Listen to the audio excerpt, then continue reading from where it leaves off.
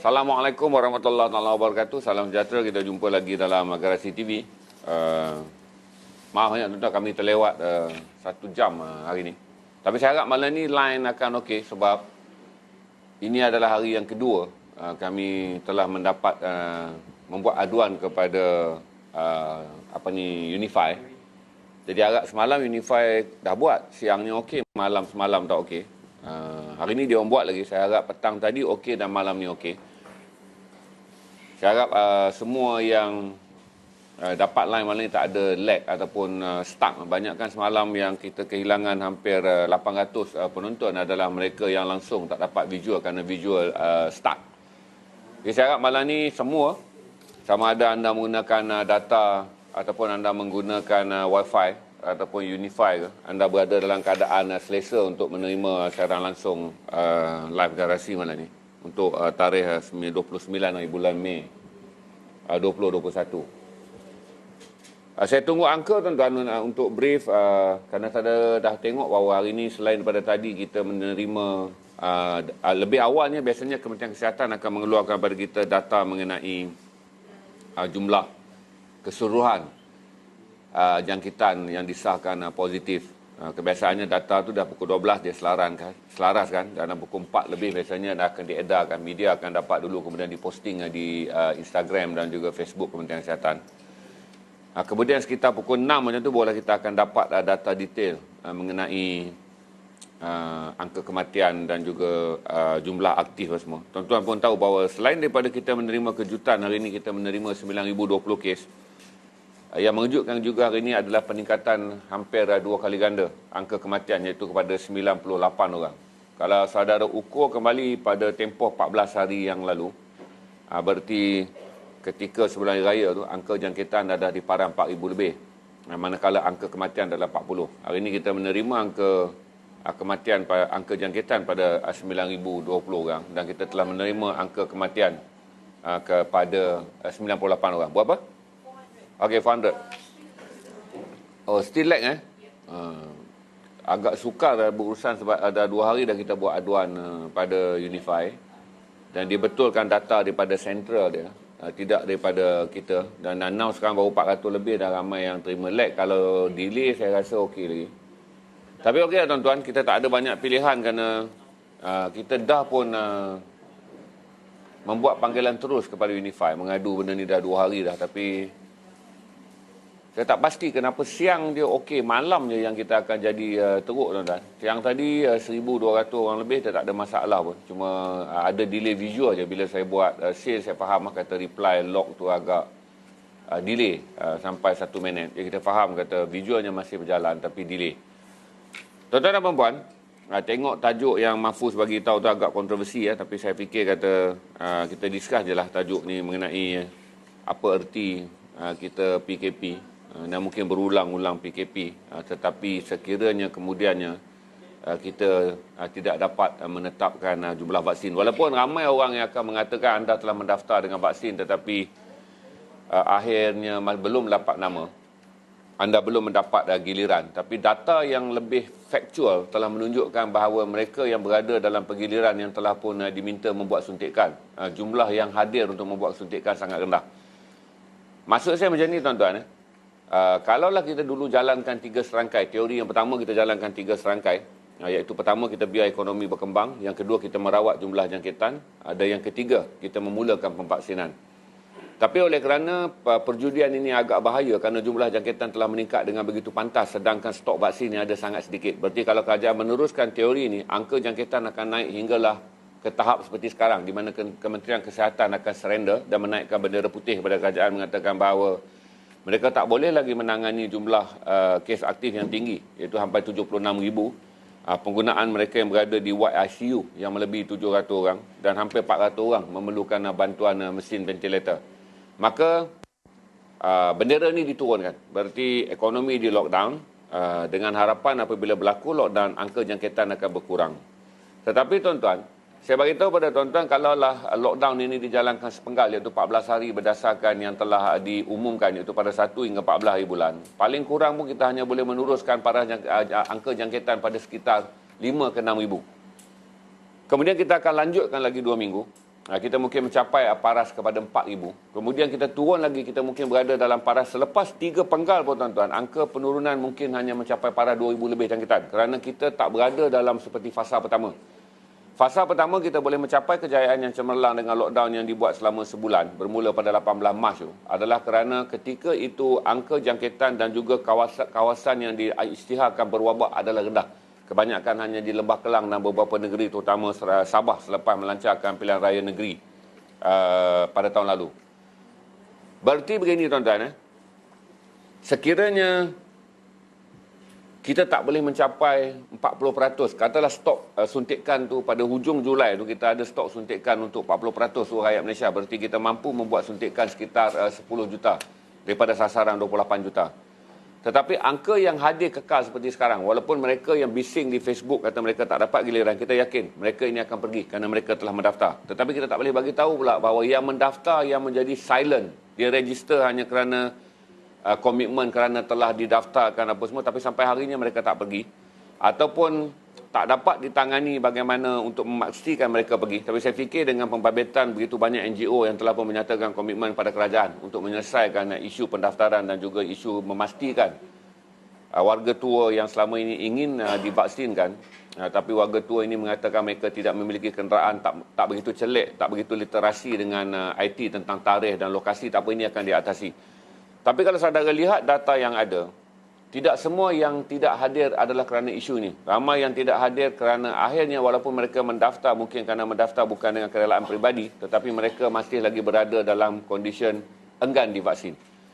Berarti kita tak kesudah perang ni tuan-tuan. Kita akan lalu PKP, turun angka, buka PKP, jangkit semula. Dia akan jadi permainan tikus dan kucing. Berarti kalau tikus tu adalah vaksin, kalau tikus tu adalah virus, kucing tu adalah ekonomi.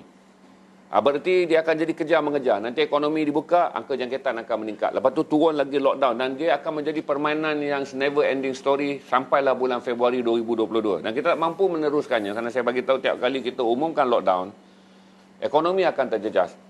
Kalau lockdown yang pertama tuan-tuan, masih ada banyak syarikat yang bertahan. Saya berani jamin. Untuk lockdown kali ini dengan 6 minggu je, siapa saja yang ada dalam ni dan yang menjalankan perniagaan, saudara boleh naik status je. Sama ada saudara boleh yakin perniagaan saudara diteruskan ataupun collapse. Ataupun akhirnya sekiranya saudara memiliki pekerja, saudara terpaksa. Kalau sekarang mungkin saudara cuti tanpa gaji atau akhirnya saudara berhentikan pekerja saudara untuk memastikan perniagaan ini berjalan dengan stabil. Tadi ada debat yang panjang. Saya tak tengok live petang tadi habis sebab saya mengalami keletihan. Tapi saya dimaklumkan ketika live petang tadi berlaku debat yang panjang antara orang yang berkhidmat dengan kerajaan yang seterusnya akan mendapat keseluruhan manfaat walaupun PKP dilaksanakan selama 6 minggu. Dan dengan mereka yang bekerja dengan sektor swasta saya masuk bukanlah listed company. Mereka yang bekerja dengan sektor makan gaji tapi bukan kerajaan. Sebahagian daripada mereka akan terimpak. Mereka yang berada dalam gig ekonomi akan lumpuh terus. Berarti ramai anak-anak muda yang selama ini bergantung pada gig ekonomi akan kehilangan terus. Mereka yang berkhidmat dengan syarikat-syarikat restoran makanan franchise. Begini tuan-tuan, dalam sektor franchise dia hanya kitchen saja yang akan buka. Manakala semua mereka yang bekerja sebagai pelayan dan kumpulan pengurus apa semua yang berada dalam sektor franchise permakanan segera ni, tuan-tuan kiralah berapa banyak franchise yang ada di bawah jenama dan juga cawangannya. Berarti apa yang disebut oleh Datuk Tengku Zafri, Mr. G-Shock ni, tentang 2.8 juta orang yang terjejas. Berarti kumpulan ini akan berulang-ulang timbul selagi kita tidak memastikan pemvaksinan berjalan dengan betul. Saya harap Sarawak yang akan menjadi model pada Jun dan Julai. Untuk pengetahuan saudara, kelihatannya seperti Sarawak akan dijadikan model bagi pelaksanaan pemvaksinan, di mana YB Khairy Jamaluddin akan mengatakan Sarawak akan menerima bekalan 380 dos vaksin sehari. Dan dalam tempoh 6 hari, Sarawak akan mencapai 2.2 juta. Cukup untuk menyuntik semua kumpulan sasaran yang berada di Sarawak. Dan Sarawak pula memerlukan 1 bulan untuk membuat suntikan dengan menggunakan full strength dan full swing. Untuk memastikan selain daripada mereka yang berada di bandar, di perkampungan, di rumah panjang, semua akan disuntik. Maka Sarawak akan menjadi model. Kalaulah di Sarawak, kejayaan itu berjaya, dengan mengambil kira mereka yang tak berdaftar dengan MySejahtera akan ditemui daripada rumah ke rumah. Berarti kita dah tak risau tentang di Sarawak kadar pendaftaran dalam MySejahtera itu mencapai berapa persen. Tetapi REACH, iaitu usaha untuk membawa vaksin daripada rumah ke rumah, tubuh ke tubuh, akan berjalan dalam tempoh 1 bulan lebih tu. Dan kita akan lihat data di Sarawak, sekiranya angka itu mencapai 100% ataupun sekurang-kurangnya 80% yang dianggap sebagai perangkaan selamat untuk membentuk komuniti kebal ataupun komuniti immunity ni, iaitu komuniti yang telah divaksin. Saya lebih suka menggunakan perkataan mudah, iaitu green community, komuniti hijau. Sekiranya apa yang berlaku di Sarawak akan berjaya, kerana Sarawak akan menjadi model negeri yang pertama akan diisytiharkan sebagai zon hijau berdasarkan keistimewaan mereka menerima stok vaksin yang lengkap bagi membolehkan model melancarkannya secara negeri tanpa bergantung kepada identifikasi MySejahtera yang bersifat nasional, yang macam-macam pattern dan macam-macam result dia. Tapi saya boleh bagi tahu pada saudara, kalau saudara lihat report ketidakhadiran untuk divaksin, angkanya agak tinggi, iaitu 67,000 daripada total yang telah divaksin. Tetapi yang tidak mendaftar yang saya risau. Yang tidak mendaftar adalah mereka yang sekarang ini menganggap mereka mempunyai option untuk menerima vaksin. Tetapi golongan ni tuan-tuan, walaupun kita adalah sebuah negara demokrasi, tuan, tapi dalam banyak hal yang bersangkut dengan krisis yang boleh menyebabkan bencana kepada negara, undang-undang yang lebih keras patut digunakan. Dia ada dua cara kita berfikir, tuan-tuan. Tuan-tuan selalu bertanya kenapa China berjaya mengendalikan negaranya. Hingga sekarang dia menjadi negara paling selamat di dunia walaupun dia adalah negara asal bencana COVID-19. Adalah kerana rejim komunis menggunakan sistem paksa. Berarti rakyat China terpaksa mematuhi semua benda walaupun mereka berdisiplin atau tidak berdisiplin, tetapi akan didisiplinkan oleh satu rang undang-undang, iaitu anda semua mesti divaksin berdasarkan undang-undang tentera. Kalau kita lihat pula pattern di negara-negara maju yang di mana HAM iaitu hak asasi manusia dijadikan piagam, kelewatan dan juga kecederaan yang saya masukkan ni adalah terjejasnya ekonomi dan kadar kematian yang tinggi berlaku boleh disumbangkan juga oleh kerana mereka gagal membentuk green community. Walaupun angka kesedaran telah meningkat dengan tinggi. Di Amerika saya diberitahu kata selepas saja Kerajaan Persekutuan mengumumkan mereka yang menjadi green community, iaitu telah mendapat sijil pemvaksinan lengkap 2 suntikan, boleh mengadakan semua aktiviti sebebas-bebasnya seperti sebelum COVID-19, tetapi hanya bersama dengan mereka yang telah pun memiliki sijil green community. Berarti akan wujud 2 kasta di Amerika. Berarti sekiranya satu convention nak dianjurkan, convention boleh dianjurkan, tetapi mereka yang hadir, mereka yang terlibat mestilah telah mendapat 2 vaksin. Kalaulah industri pawagam hendak dibuka, maka akan dibuka dan dibenarkan dibenarkan beroperasi seperti biasa, konsert, industri hiburan dan segalanya bagi memastikan industri ini hidup. Tetapi pemuzik dan juga mereka yang terlibat untuk menjadi penonton mestilah telah divaksin. Mereka telah memulakan sistem legit untuk memastikan pemulauan ataupun pengasingan akan dibuat ke atas mereka yang tidak divaksin. Walaupun pada masa ini, option yang dikeluarkan oleh Amerika adalah option sosial.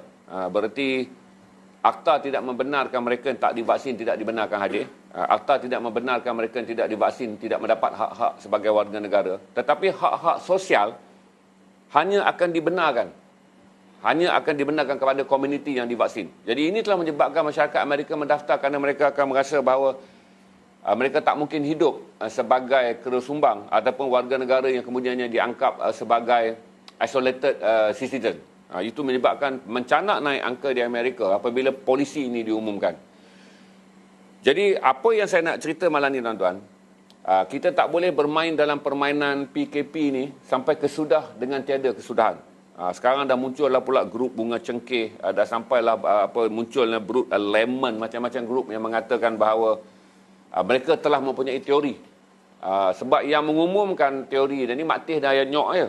Rupanya Mak Lang dan juga bunga cengkehnya, Kak Jah dan juga air lemonnya, Cik Norsiah dengan minyak sapinya. Saya tak tahu berapa banyak teori para palatau-palatau yang sedang mempromosi bahawa kononnya mereka telah sembuh dan mereka tidak dijangkiti kerana amalan-amalan yang saya bagi tahu kata secara sainsnya tidak legit. Tidak legit secara sainsnya. Berarti kalau rempah ratus adalah salah satu daripada cara membentuk sistem imunisasi, India tidak akan menjadi negara yang paling kritikal kerana India adalah negara rempah ratus. Tak ada orang berada di India yang hidupnya tidak dengan rempah ratus, tetapi India hari ini menjadi negara yang paling tragik dari segi jangkitan. Walaupun kita mengucapkan tahniah kepada kerajaan India kerana dalam tempoh yang sekejap dia berjaya menurunkan angka jangkitan daripada 400,000 sehari kepada 180,000 sehari purata dalam tempoh 10 hari yang terakhir ni. Jadi dalam editorial ni tuan-tuan, saya mungkin mengunjurkan benda yang tak popular, iaitu oleh kerana kita mempunyai kelebihan berbanding negara-negara yang lain, kerana kita berada dalam ordinan darurat. Ordinan darurat membolehkan kerajaan ini untuk bertindak tegas dengan menjadikan pemvaksinan adalah wajib. Sekiranya pemvaksinan adalah wajib, kita boleh membuat clearance negeri ke negeri. Berarti dengan melihat stok vaksin yang kita terima, kita akan membuat clearance negeri ke negeri. Seperti mana sekarang ni clearance yang pertama akan dibuat di Sarawak. Berarti clearance yang awal juga boleh dibuat di semua kawasan lokaliti yang telah dianggap zon merah ataupun negeri yang krusial. Supaya stok ni dia tak berlaku dengan perlahan dan akhirnya tak ada zon yang boleh diisytiharkan. Kalau kerajaan membuat stoknya dengan mengikut zon, berarti ekonomi di Selangor penting, jalankan dulu di Selangor. Ekonomi di Pulau Pinang penting, jalankan dulu di Pulau Pinang. Ekonomi di Johor penting, jalankan di dulu. Seperti mana saranan yang sekarang dibuat, di mana pada Jun kita akan melihat model ini. Apabila Sarawak menerima 2.2 juta vaksin dengan stok bekalan 380 dos sehari. Dan kemudian Sarawak telah berjanji bahawa mereka akan mengambil masa 3 minggu. Tapi saya jangka mungkin ke 5 minggu untuk memastikan 2.2 juta rakyat Sarawak disuntik. Kalaulah model ini berjaya, tetapi akhirnya dengan sekarang angka pendaftaran hanya mencapai 13 juta daripada 28 juta. Berarti kita berada dalam angka 40% ke 45% daripada 28 juta angka sasaran. Termasuk 28 juta ni tuan-tuan termasuk warga asing. Berarti kalaulah vaksin ini mencapai tahap boleh disuntik melebihi 10 juta ataupun 15 juta orang menjelang pada bulan September, tetapi angkanya tidak meningkat. Ataupun didaftarkan tetapi mereka yang mendaftarkan ini hanya mendaftar kerana orang kata melepas batuk di tangga. Kerana ada push dari anak, JKK kampung datang, kerana adanya gerakan NGO, kerana adanya parti-parti politik yang mencari populariti sambil menjalankan kerja kebajikan mendaftarkan mereka. Tetapi pada sampai hari untuk divaksinkan, kadar yang tidak divaksinkan tu ataupun kadar ketidakhadiran dah tinggi. Kita buatlah berapa kali PKP tuan-tuan. Sekarang ni kita nak meletakkan bahawa golongan yang tidak mahu divaksin boleh dianggap sebagai golongan yang akan menyebabkan usaha untuk memastikan negara ini mengurangi kadar jangkitan. Mereka adalah punca. Kalaulah kelompok ni mencapai peratusan yang tinggi tuan-tuan, 30-40% ketika kita melalui zaman tegang ni, mereka tak mahu disuntik. Penat pengorbanan orang yang kehilangan pekerjaan waktu PKP. Penat golongan yang divaksinkan kemudian memenuhi segala aspirasi negara untuk bergerak ke depan. Tetapi kita terdedah kepada jangkitan yang seterusnya kerana kelompok anti vaksin dan kelompok yang tak mahu divaksin adalah besar. Sebab tu saya jelaskan malam ni kata, bentanglah apapun data. Tetapi masalah yang paling utama yang berada dalam data di dalam negara kita, fakta yang paling utama yang berada dalam negara kita adalah ketidaksungguhan masyarakat ini untuk pergi kepada masyarakat negara hijau ataupun green community ni, herd community yang disebut dalam istilah sains dia. Jadi itu yang saya bentang pada saudara secara editorial, untuk saudara secara editorial untuk saudara lihat opinion saya.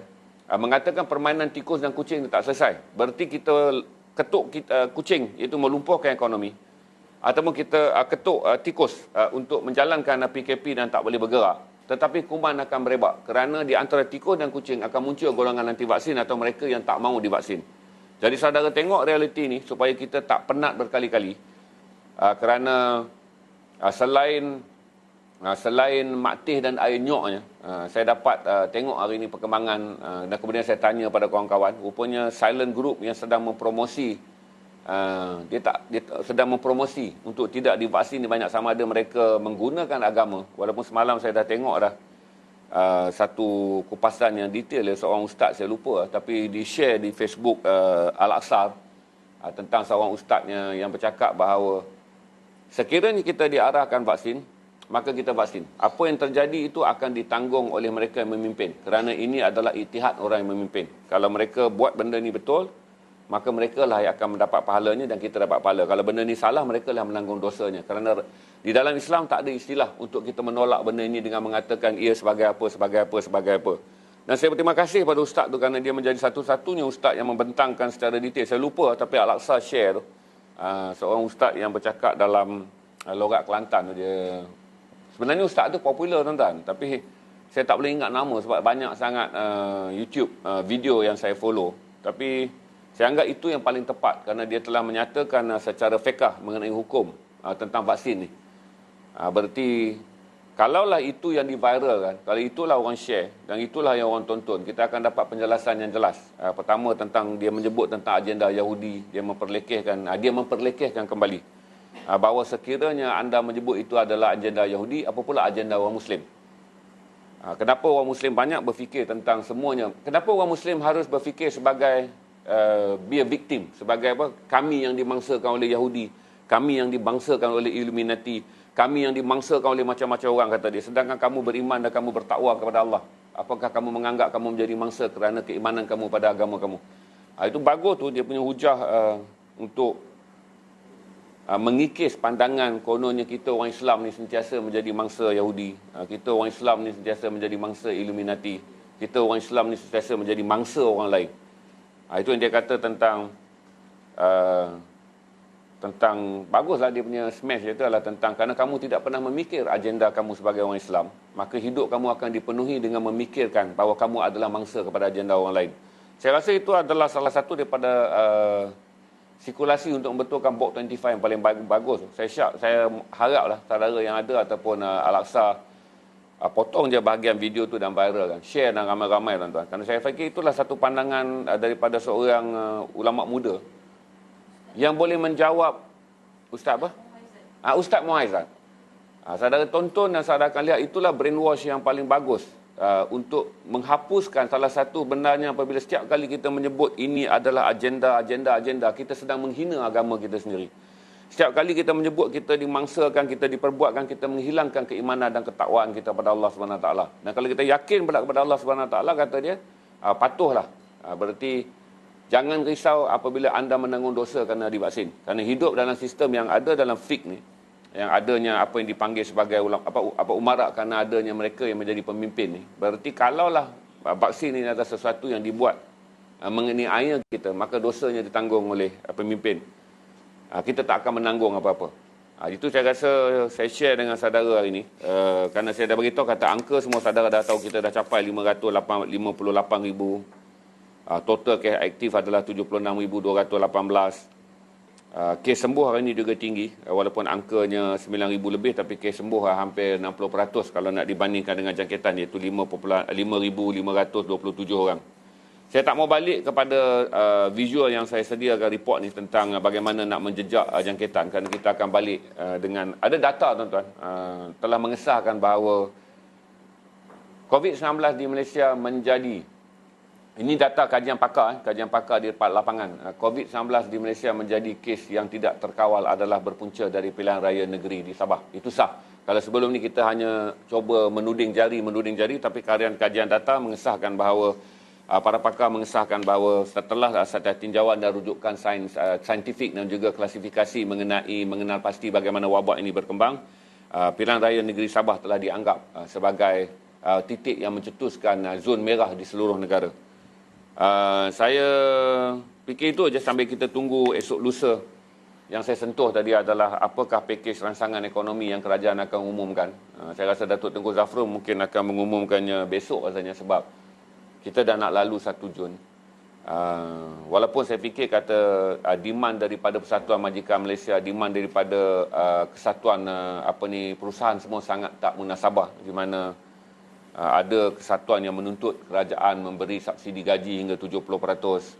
Ada yang menuntut supaya mereka yang terjejas dengan perniagaan diberi grant. Grant maksudnya bukan pinjaman, grant, gantian ganti rugi tanpa perlu dibayar balik pada kerajaan. Saya fikir kata kemungkinan besar dengan keadaan kerajaan yang dah tak ada duit tuan-tuan, untuk melaksanakan projek COVID-19 pun kerajaan terpaksa menggunakan kumpulan wang amanah negara yang tak pernah berlaku dalam sejarah. Tak pernah berlaku dalam sejarah tuan-tuan. Kita menggunakan kumpulan wang amanah negara ni, kecuali 5 bilion dikeluarkan bagi memastikan kita mampu membeli vaksin, 3 bilion dan 2 bilion operasi penyelenggaraan bagi membolehkan proses pemvaksinan dilakukan. Timbul banyak perdebatan mengapa ketika dibentangkan di Parlimen tak disebut bahawa angka ini akan diambil daripada kumpulan wang amanah negara. Senang je jawapan saya pada ahli politik yang bertanya. Kadang ahli politik ni tuan-tuan dia pun tak faham matematik. Mudah jawapannya kerana ketika kerajaan merancang dalam bajet 2021, kita dijangka memiliki dana yang cukup. Tetapi setelah kita melalui fasa 1 ni, kuarter 1 dan sekarang nak masuk ke kuarter, dah nak habis kuarter 2, pendapatan kerajaan berhudung dengan rendah. Kerajaan hanya bergantung daripada keuntungan harga minyak yang sedikit meningkat. Tetapi kita menanggung kerugian dalam banyak hal yang lain, termasuk penangguhan pembayaran cukai dan macam-macam. Ramai orang menangguhkan pembayaran cukai, ramai orang tak mampu menjerahkan cukai. Dan dia tidak seperti yang dibayangkan oleh Mr. G-Shock, Menteri Kesihatan kita pada waktu, Menteri Kewangan kita pada waktu tu. Jadi akhirnya plannya menggambarkan negara tak ada duit. Dan kalaulah kita sacrifice kali ini selama 6 minggu untuk mengorbankan diri dalam PKP, tetapi kumpulan yang tidak mahu divaksinkan juga tidak mengaktifkan minda mereka untuk divaksinkan, berarti akhirnya tuan-tuan, setelah semua orang masuk ke dalam yang bahagian vaksin ni, kita juga akan terdedah kepada bahaya kerana jumlah mereka yang tidak divaksin juga tinggi. Jadi sampai kesudah tuan-tuan, saya akan fikir berapa lama kita akan bermain dalam permainan tikus dan kucing. PKP buka, lepas tu jangkitan merebak lagi, balik PKP, buka, jangkitan merebak lagi. Akhirnya negara ini akan menjadi negara yang tidak pernah berdiri. Di mana kalau dipindahkan unjurannya kepada perubatan manusia, dia menjadi sebuah negara yang rakyatnya sentiasa merangkak. Tiada hari untuk kita berdiri tuan-tuan, kerana beban yang kita galas adalah ketakutan dan ketidakupayaan kita apabila angka jangkitan mendadak tinggi. Saya go pendek tu jabatan, saya tak nak panjangkan kerana sharp. Itu saja yang saya nak beritahu, kata kalaulah kita tak mahu menjadi negara gagal ataupun warga gagal, ataupun yang paling saya bimbangi adalah negara musnah, kita perlu berada dalam model yang berbeza. Berada dalam model China tak mungkin kerana kita mempunyai perlembagaan persekutuan yang tidak membenarkan pembangsaan tahap komunis digunakan ke atas rakyat. Kalau kita menggunakan model cara barat yang begitu mematuhi hak asasi manusia, kita akan berada dalam keadaan mereka mempunyai modal yang tinggi tuan-tuan. Sebuah negara ekonomi kukuh dan mereka mempunyai dana kewangan yang sangat besar. Mereka mampu menanggung kerenah rakyatnya. Mereka mampu menanggung kerenah rakyatnya. Tetapi kita adalah sebuah negara ekonomi kecil tuan-tuan, yang boleh runtuh pada bila-bila masa. Kita berada dalam keadaan tidak mampu untuk menanggung kerenah. Kumpulan maktih dan juga air nyoknya. Kumpulan artis dan juga bunga cengkehnya. Dan macam-macam kumpulan lah tuan-tuan, yang datang dengan macam-macam teori tentang rempah rantuh dan segala macam benda yang kononnya boleh memerangi COVID-19. Kalau kenapa harga vaksin nak dia dirahsiakan, saya tanya. Itulah selalu saya beritahu, petang tadi saya dah maki lah. Kadang-kadang saya tanya saudara selalu memikirkan benda yang tak saudara perlu fikirkan. Itu jadi itu dia kata, kenapa ramai anak Melayu gagal dalam peperiksaan? Kerana dia bukan menjawab soalan yang ditanya, dia menjawab benda yang dia nak bagi tahu kepada soalan tersebut. Dulu basic ada jenaka dia, kenapa kau gagal SPM Mat? Aku bukan jawab apa yang ditanya, aku bagi tahu apa yang aku nak cakap. Begitulah tuan-tuan, kalau saudara tanya kenapa berapa harga vaksin apa semua tuan-tuan, dia adalah isu lama, kan dah dibagi tahu. Oleh kerana perjanjian dengan pembekal vaksin bukan negara, pembekal vaksin adalah syarikat komersial. Untuk bagi tahu saudara ni, Pfizer apa semua syarikat komersial. Kalau saudara nak tengok filem Love, Drug and Others, saudara tengok movie tu, saudara tahu bagaimana tentang perebutan dan juga orang panggil apa? Orang panggil penguasaan dan juga permainan kotor dalam dunia syarikat-syarikat yang membekalkan perubatan. Kalau saudara menonton Love, Drug and Others, Love, Drug and Others, sebuah filem cinta yang menarik, tetapi kita akan nampak bagaimana syarikat-syarikat yang membekalkan dadah bagi mereka yang mengalami penyakit Alzheimer ataupun penyakit Parkinson tahap 1. Saya nak bagi tahu pada saudara, kerana perjanjian ini dibuat dengan syarikat komersial, dia bukan perjanjian government. Jadi syarikat komersial akan menentukan harga yang berbeza mengikut dealnya. Berarti akan mendapat harga yang berbeza. Sebab tu dalam perjanjian tu pula, syarikat komersial telah memberi amaran dan bukan beri amaran, dia letakkan klaus negara yang membeli tidak boleh mengisytiharkan harga dia. Sebab kan dah dijawab. Di mana Belgium pertama kali melanggar keputusan dan mereka hampir dihukum. Kerana Belgium mengumumkan dia membeli dengan harga $26 bagi setiap satu dos. Iaitu jatuh dalam sekitar RM100 lebih duit kita, duit Malaysia. Maka itu orang menyerang YB Khairi Jamaluddin. Kerana orang dah buat kiraan dos yang kiraan sekian. Dia pandai orang Malaysia matematik ni tuan-tuan. Cuma suruh bergerak ke depannya dia tak reti. Bergerak ke belakang, nak spin isu supaya ahli politik boleh diserang, dia bijak. Tapi saya bagi tuan-tuan, kenapa harus fikir sampai level tu? Kerana 3 bilion telah diluluskan. 3 bilion telah diluluskan. ahli politik dan juga pembangkang yang tak bersetuju tak sepatutnya meluluskannya. Ini dia telah diluluskan 3 bilion dan itulah 3 bilion yang akan digunakan untuk memastikan kita mendapat 28 juta stok vaksin bagi membolehkan 28 juta rakyat Malaysia dan pekerja asing yang berada dalam negara ini divaksin. Untuk membolehkan negara ini sentiasa segera menjadi negara herd community. Saya nak tanya dengan saudara, pernahkah di Senate Amerika, Demokrat bertanya kepada Republikan ataupun Republikan bertanya dengan Demokrat mengenai soalan ini? Tak pernah berlaku, tuan-tuan. Di Malaysia saja. Semua orang sibuk nak tahu. Dia jadi macam sampai isu membawang. Sedangkan isu yang betul nak masak nasi ni, tuan-tuan, iaitu menyelesaikan masalah negara. Untuk memastikan semua orang pergi kepada vaksin, dapat suntikan vaksin, bentuk komuniti kebal.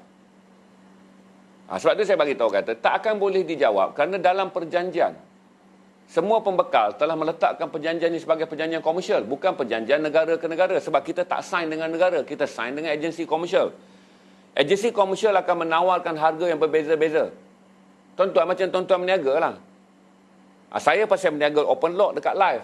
Tapi kalau tuan-tuan pergi berniaga, tuan-tuan salam dalam setiap perniagaan, saudara akan lihat pembekal yang boleh bekal satu harga yang lain, satu harga yang lain, dan kemudian saudara memilih harga yang terbaik. Tapi dalam option ni kita tak boleh. Sebab waktu kita menandatangani perjanjian ni, hanya ada 5 syarikat saja yang mempunyai vaksin. Cuma kita tak sign dengan Moderna AS saja. Syarikat yang menawarkannya adalah Pfizer. Waktu peringkat awal hanya Pfizer dan AstraZeneca yang paling strong. Kerana mereka yang dulu mendapat kelulusan WHO. Kemudian datang J&J, Johnson & Johnson. Kemudian dah lewat baru datang Sputnik 5. Apabila kita gagal mendapat Pfizer mengikut jadual kerana saya bagi tahu pada saudara AstraZeneca dan Pfizer telah menerima politik kotor daripada Kesatuan Eropah. Ni saudara kena faham semua benda ni supaya tak pergi kepada benda yang saudara nampak bijak untuk ditanya tapi kelihatan tak nampak logik tentang apa yang sebenarnya berlaku dalam global permainan pembekalan perubatan ni. Kita bernasib baik, tuan-tuan, kerana apabila Eropah cuba menggunakan mahkamah untuk mengatakan semua kelang-kelang vaksin yang dihasilkan dalam bumi Eropah haruslah dipasarkan di negara Eropah dulu. Apa yang Eropah gunakan inilah yang kemudian India gunakan. Di mana syarikat India sama ada tempatan atau antarabangsa tak boleh mengeksport keluar vaksin. Kecuali harus digunakan di India dulu. Kita bernasib baik dalam perjanjian ni, tuan-tuan. Kerana AstraZeneca mempunyai keluaran di Jepun. Dia ada kilang dia di Jepun. Manakala Sinovac okeylah sebab kilangnya ada di Thailand. Tetapi kita stuck dengan Pfizer dan dengan Pfizer adalah kerana Pfizer segala kilangnya adalah berada di London. Dia adalah syarikat kerjasama US dan juga London, maka kilangnya adalah di London. Malah kita mengalami masalah dengan AstraZeneca. Pada peringkat awal AstraZeneca masuk 268,000 stok, semalam masuk 1.2 juta stok. Kerana AstraZeneca juga melalui perang di mahkamah apabila Kesatuan Eropah cuba mendapatkan perintah mahkamah untuk menghalang AstraZeneca keluar. Jadi dia bukan soal harga, tuan-tuan. Pasal politik vaksin adalah politik antarabangsa. Sebab tu saya bagi tahu pada saudara pula. Pernahkah rakyat Kanada bangkit dan mencabar Perdana Menteri yang juga simple majority tu? Apa Trudeau nama dia? John Trudeau. Kenapa rakyat Kanada tak bangkit dan membantah Trudeau kerana membeli lebih 40 juta stok untuk vaksin di negara Kanada? Kenapa? Rakyat mesti petikaikan, tapi Trudeau membelinya. Kerana Trudeau membelinya kerana jangkaan Trudeau apabila vaksin ini hanya bertahan antara 2 tahun. Sekiranya penyakit ini berpanjangan, dia boleh menyuntik rakyatnya bagi pusingan kedua dengan stok yang telah ada di negaranya. Itu menjadikan negara-negara seperti, ini orang kata orang fikir panjang, negara-negara cerdik dan licik seperti Trudeau dan Kanada telah mengetahui dan telah mendapat laporan yang cukup bahawa dunia tak mungkin bersih daripada COVID-19 dalam tempoh yang terdekat. Dan kemudian pakar-pakar kesihatan telah menasihatkan Trudeau bahawa vaksin ini mungkin bertahan hanya 24 bulan, berarti 2 tahun. Maka Trudeau membeli load stock. Dia memberi lebih 40 juta daripada keperluan penduduknya. Bagi membolehkan apabila sekiranya pada tahun, kalaulah dia mula suntik 2020, tuan-tuan, dan sampai 2022 nanti jangkitan masih ada, dia perlu mengadakan pusingan baru. Di mana antibody ataupun vaksin yang membentuk imuniti dalam tubuh tu telah pun berakhir tempoh hayatnya. Jadi dia ada stok 40 juta untuk membuat suntikan semula. Berarti permainan dalam permainan ni, tuan-tuan, sangat licik. Sebab tu saya kata ketika negara-negara macam kita ni belum pun cukup untuk mendapat suntikan, negara-negara kaya telah memberi stok and barrel untuk bersedia bagi melalui pusingan sekiranya COVID-19 ni berlanjutan hingga tahun 2022 dan tempoh hayat vaksin mereka telah berakhir, mereka mempunyai vaksin di dalam stok untuk melalui pusingan suntikan kedua. Itu saya jelaskan kepada saudara tentang harga yang tak diumum ni. Bawa penat kita fikir. Petang tadi saya nasihat dah, kata dengan keadaan negara banyak masalah, habiskan fikiran, habiskan gula dalam fikiran kita untuk memikirkan sesuatu yang penting kepada rakyat. Jangan habiskan masa baca banyak kenyataan politik dan kemudian saudara diheret berfikir dalam mood orang politik. Sebab mood orang politik senang je tuan-tuan. Dia nak pilihan raya, walaupun dia bagi jaminan ke apa pun, last kali dia nak pilihan raya. Kalau dia suruh saudara vaksin pun, dia suruh saudara vaksin kerana niat dia adalah nak pilihan raya. Saya kata berfikir sebagai rakyat tuan-tuan, salah satu normal baharu dan pengajaran dan iktibar yang kita kena ambil untuk menjadi lebih cerdik ketika negara dah diturunkan musibah yang besar, dan musibah ni telah pun dirosakkan lagi oleh orang politik negara kita, sama ada yang menjadi kerajaan yang slow dan kemudian yang menjadi pembangkang yang molo. Dia telah menjadikan kita berada dalam keadaan susah. Sebab itu saya menggalakkan saudara independen supaya saudara berfikir dengan menggunakan jalur fikiran saudara dan melihat apa yang terbaik untuk kita sebagai rakyat. Jadi buat masa ni saya anggap kata jawapannya mudah kerana harga tak boleh disebutkan, itulah perjanjian. Dan tak semua negara yang menyatakan berapa harga dia beli. Saudara baca dan rujuklah mana negara yang isytiharkan dia beli. Tak ada negara yang mengisytiharkan harga yang dia beli. Kecuali Belgium pada kali pertama mengumumkan mereka telah membelinya pada harga $28 kalau tak silap saya. Tak tahu sama ada ditukar jadi RM28 atau $28. Itu je saya ingat. Lalu kemudian mereka menerima amaran daripada Pfizer bahawa kenyataan daripada Menteri Kesihatan Belgium telah bertentangan dengan undang-undang. Itu yang saya nak jelaskan kepada saudara untuk mudah faham. Kerana pembelian vaksin bukanlah urusan biasa, dia adalah urusan kerajaan dengan mereka. Saya beritahu kepada saudara, antara Firaun moden adalah mereka yang mengendalikan dunia perubatan. Kalau saudara tanya saya, nak cari bayang-bayang Firaun ni di mana? Walaupun Firaun telah pun habis, tapi masih ada lagi Firaun, dan Firaun yang terbesar yang boleh saudara temui adalah mereka yang berada dalam sektor perubatan. Orang yang bermain dalam industri perubatan, pembekal-pembekal perubatan adalah mereka yang sebenarnya dipanggil sebagai Firaun tamadun moden. Okey? Saya akan go, tak ada takut soalan yang lain